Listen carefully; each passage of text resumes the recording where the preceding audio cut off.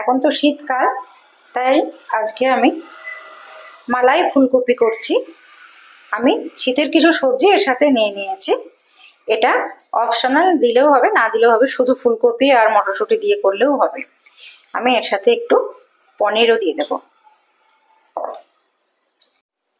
আজকে আমি মালাই ফুলকপি করছি। ফুলকপি নিয়ে নিয়েছি, শীতকাল পড়ে গেছে, তার সাথে আমি এই সবজিগুলোও নিয়েছি। সবজি কেউ নিতেও পারেন, না নিতেও পারেন, অপশনাল। ফুলকপি আর মটরশুঁটি দিয়েও করতে পারেন। আমি এর সাথে একটু পনিরও নিয়ে নিয়েছি। কড়াইয়ের মধ্যে আমি একটু লবণ দিয়ে দিলাম ফুলকপিটা ভাজার সময়, তাহলে তেলটা ছিটাবে না। ফুলকপিগুলো আমি ভেজে নিচ্ছি। একটু হলুদ দিয়ে দিলাম। সবজিটা ভাজা হতে হতে আমি কাজু, কিশমিশ আর টমেটো পেস্ট করে নিচ্ছি। সব সবজি, পনির আমি একসঙ্গে ভেজে নিলাম। শুকনো লঙ্কা আর একটু পাঁচফোড়ন, একটু হিং ফোড়নে আমি দিলাম। এর মধ্যে গোটা গরম মশলা দিলাম, গোটা গরম মশলা, তেজপাতা দিয়ে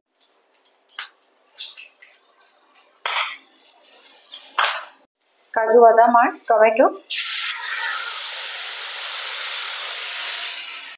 একটু পোস্ত বাটা, একটু আদা আর কাঁচা লঙ্কা বাটা, পোস্ত বাটার জলটা দিয়ে আমি ভালো করে কষিয়ে নেব। 1 চামচ ধনিয়া পাউডার দিলাম, একটু জিরে গুঁড়ো দিলাম, লঙ্কা গুঁড়ো দিলাম, হলুদ গুঁড়ো দিলাম। এটা কষাতে কষাতে একটু জায়ফল আমি ঘষে দিয়ে দিলাম। এবার একটু নারকেলের দুধ দিয়ে দিলাম। এটা যে কষানো হয়ে গেছে, তারপর আমি একটু দই দিয়ে দিলাম।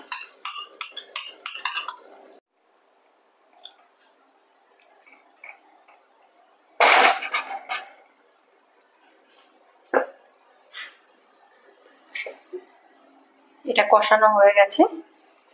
এবার এর মধ্যে সব সবজিগুলো আমি দিয়ে দেব।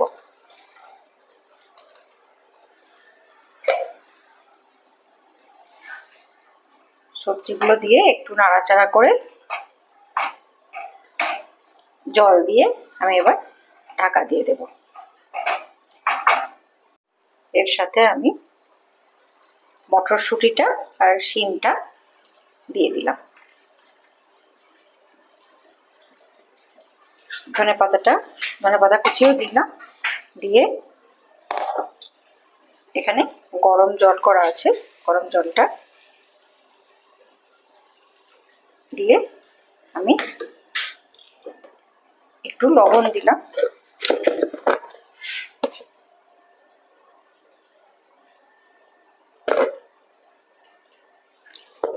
লবণ দিয়ে এটা ঢাকা দিয়ে দিলাম, একটু সিদ্ধ হোক, তারপর আবার ফিরে আসছি। এটা ঢাকা খুলে দেখলাম, হয়ে গেছে, এটা সিদ্ধ হয়ে গেছে। এবার আমি মিষ্টি দিয়ে দেবো। আপনারা চিনি দিতে পারেন, আমি গুড়ের গুঁড়ো দিচ্ছি, যেহেতু আমরা গুড়টা খাই সেজন্য গুড়ের গুঁড়ো দিচ্ছি। আপনারা কিন্তু চিনি দিতে পারেন। একটু গরম মশলা দিলাম। এরপর ঘি দিতে হবে।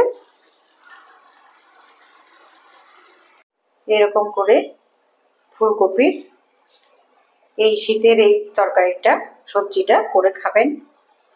যদি ভালো লাগে তাহলে লাইক করবেন, কমেন্ট করবেন, শেয়ার করবেন, সাবস্ক্রাইব করবেন চ্যানেলটাকে।